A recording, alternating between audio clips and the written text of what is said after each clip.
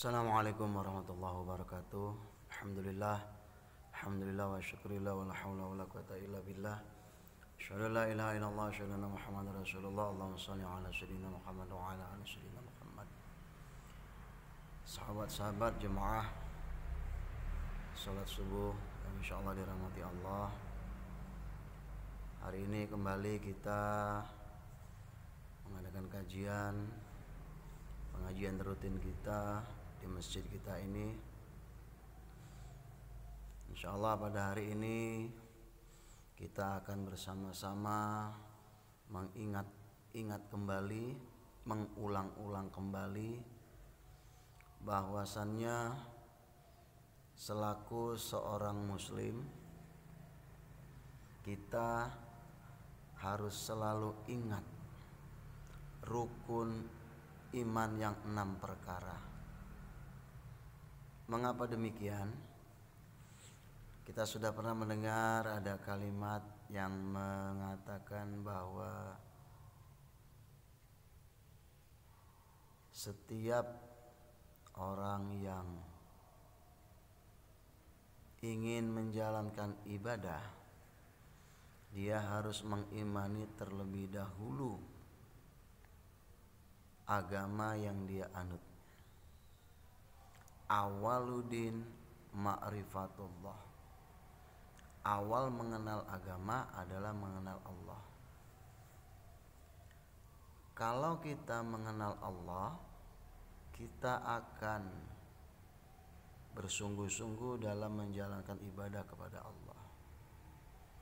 Dan di antara untuk menegakkan keyakinan kita adalah kita harus memahami rukun iman yang 6 perkara. Masih ingat rukun iman? Rukun iman yang pertama adalah percaya kepada Allah. Kalau kita percaya kepada Allah, kalau kita percaya bahwa Allah itu ada, insya Allah kita akan percaya dengan ciptaan-ciptaan Allah, dengan kebesaran-kebesaran Allah. Sebagai penganut agama Islam, sebagai seorang muslim, sudah barang tentu percaya kepada Allah itu adalah hal yang mutlak. Percaya kepada Allah itu adalah hal yang wajib, karena Allah adalah merupakan pencipta alam semesta ini. Kalau kita sudah percaya kepada Allah, kita wajib percaya yang rukun iman yang kedua, yaitu percaya kepada Rasul. Rasulullah SAW adalah salah satu makhluk pilihan Allah untuk menyampaikan risalah agama yang Allah wahyukan kepada baginda Nabi Muhammad SAW. Dari Rasulullah SAW inilah kita dapat belajar bagaimana Allah memerintahkan kepada kita untuk taat kepada Allah dan pada Rasul. Dan kita mempercayai bahwa baginda Rasulullah SAW adalah utusan Allah, maka kita akan menjalankan kewajiban-kewajiban kita sebagai seorang muslim, sebagai seorang hamba, sebagai seorang insan yang di dalam kehidupan kita sehari-hari ini tidak terlepas hablum minallah dan hablum minan nas. Wajib kita percaya kepada Rasul. Setelah kita percaya kepada Rasul, kita juga wajib percaya kepada malaikat-malaikat Allah. Di dalam agama Islam kita tahu bahwa ada 10 malaikat yang wajib kita imani, yaitu malaikat Jibril, Mikail, Israfil, Israel, Munkar, Nankir, Raqib, Atid, Malik, dan Ridwan. Malaikat-malaikat inilah memiliki tugasnya masing-masing di dalam kehidupannya. Wabil khusus salah satunya adalah malaikat Jibril. Malaikat Jibril ini penyampai wahyu. Dan salah satunya adalah Rasulullah Nabi Muhammad SAW mendapatkan wahyu dari Allah melalui malaikat Jibril untuk menjalankan perintah sholat pada saat peristiwa Isra dan Mi'raj. Jadi kita wajib meyakinin bahwa adanya para malaikat tersebut.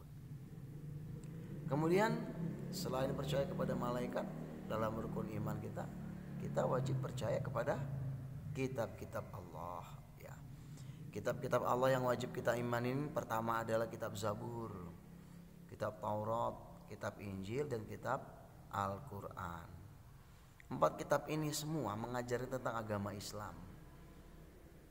Pada masanya, pada zaman Nabi Daud ada kitab Zabur, zaman Nabi Isa ada kitab Injil, kemudian ada zaman Nabi Musa kitab, nah ya, yang terakhir adalah kitab Al-Quranul Karim yang dibawakan oleh Nabi Muhammad SAW.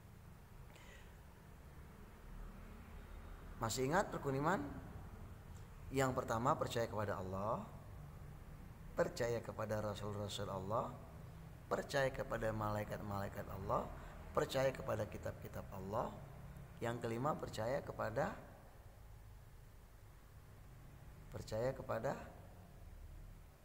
hari akhir, percaya kepada hari kiamat. Hari kiamat itu pasti akan tiba saatnya nanti, dan kita wajib percaya saatnya nanti bumi ini akan sirna, bumi ini akan Allah musnahkan. Ada kiamat pada akhirnya nanti. Ada kiamat sugro, ada kiamat kubro. Nantinya pada saat kiamat kubro, alam semesta ini sudah tidak ada lagi. Allah ratakan bumi dan seisinya ini. Jadi kita wajib percaya bahwa pada akhirnya nanti akan ada kiamat. Itulah di rukun iman yang kelima, percaya kepada hari kiamat.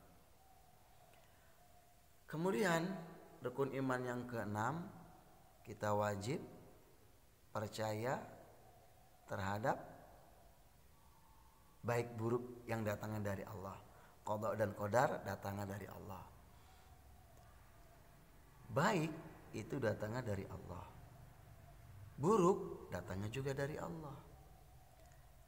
Jangan sampai mengatakan yang baik datangnya dari saya, yang buruk dari Allah, atau sebaliknya. Karena segala sesuatu yang ada di muka bumi ini itu kehendaknya Allah. Jadi kita harus mengimani bahwa kebaikan yang datang kepada kita itu datang dari Allah. Kemudian ada mungkin menurut kita keburukan, ya itu juga harus kita percaya bahwa itu datangnya dari Allah. Tapi kalau ada keburukan yang datang kepada diri kita akan ambil hikmahnya. Mengapa Allah berikan keburukan kepada saya?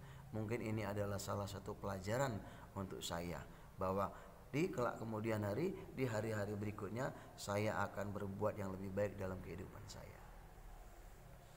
Baik, untuk pengajian singkat kita pada hari ini, sebelum kita lanjutkan dengan diskusi, ada baiknya kita sama-sama kembali mengingat bahwa rukun iman ini penting sekali. Rukun iman penting sekali.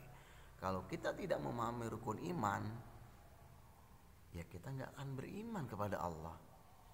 Kalau tidak memahami rukun iman, kita nggak percaya dengan Rasul, nggak percaya dengan kitab-kitab, tidak percaya akan adanya hari kiamat, hari akhir, dan kita tidak percaya juga bahwa ada qada dan qadar, baik buruk itu datangnya dari Allah.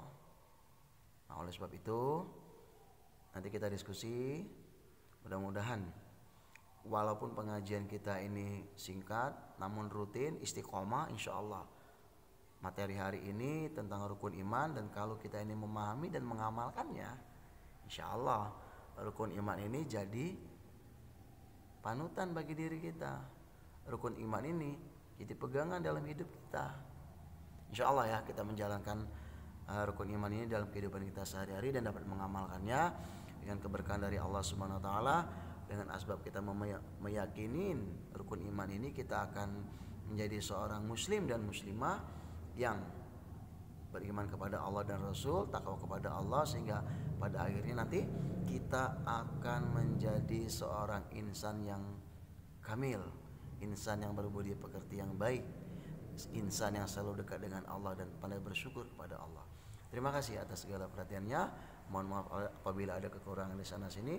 Billahi taufiq wa hidayah. Assalamualaikum warahmatullahi wabarakatuh.